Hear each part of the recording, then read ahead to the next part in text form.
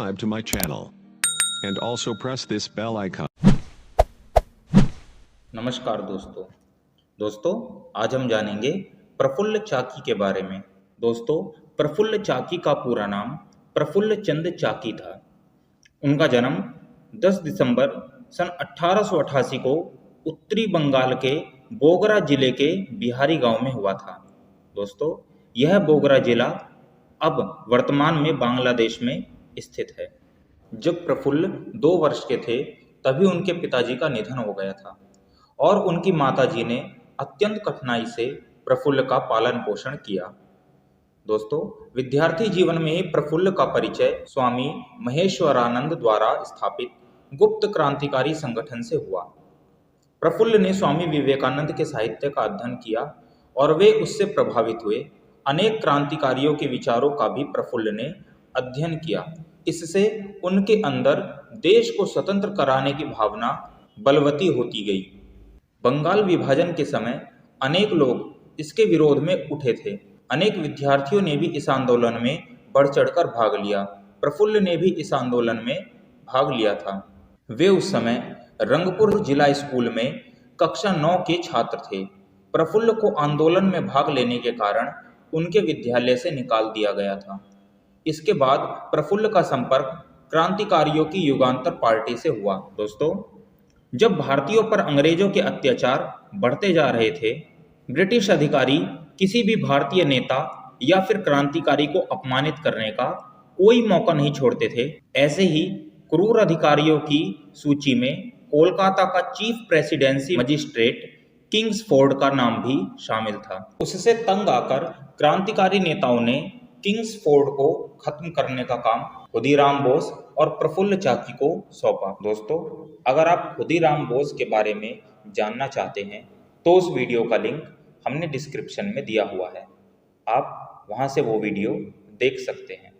सरकार ने किंग्सफोर्ड के प्रति लोगों के आक्रोश को भांपकर उसकी सुरक्षा की दृष्टि से उसे सेशन जज बनाकर मुजफ्फरपुर भेज दिया था, लेकिन क्रांतिकारियों ने वहां भी उसका पीछा नहीं छोड़ा।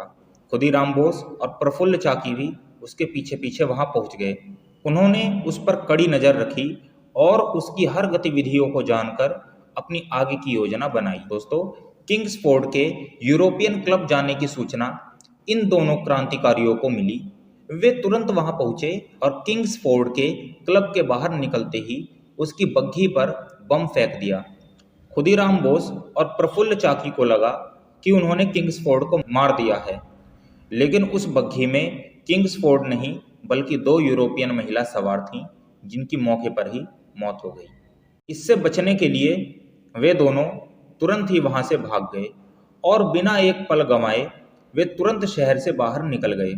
दोस्तों, प्रफुल्ल चाकी समस्तीपुर पहुंचे और वहां कपड़े बदलकर टिकट खरीदकर ट्रेन में बैठ गए, लेकिन दुर्भाग्यवश उस ट्रेन में police sub inspector Nandlal Banerjee बैठा था।